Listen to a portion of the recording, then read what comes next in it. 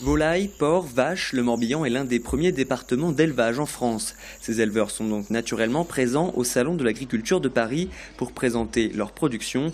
Une occasion de communiquer avec les consommateurs mais aussi entre professionnels, éleveurs, agriculteurs et même pêcheurs.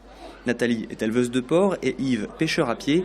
Il est directement concerné dans son métier par les activités agricoles et leur impact sur la qualité de l'eau. Les épandages de lisier des élevages porcins ou de produits phytosanitaires sont aujourd'hui plus encadrés et les professionnels y sont plus sensibles.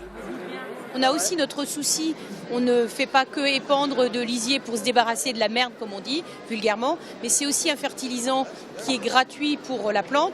Donc l'intérêt, c'est de l'appliquer au meilleur moment. Et c'est vrai qu'en période de conditions climatiques comme là, donc on n'a pas le droit, mais de toute façon, même si on était en période autorisée, on ne le ferait pas, puisque on sait que de toute façon, par rapport au lessivage, ça se retrouverait dans les rivières, et les rivières font les grands fleuves et font les grandes mers. Donc voilà, donc il faut être respectueux de nos collègues.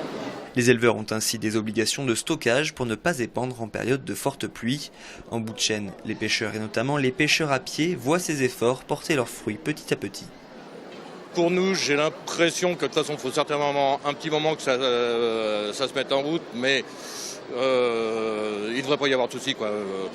Les gros soucis que je dirais qu'on a vus par rapport à cet hiver, à première vue, ça vient pas plutôt de l'élevage, ça vient plutôt des communes avec leurs stations. Le Morbihan est le département breton qui compte le plus de pêcheurs à pied, soit 200 professionnels environ.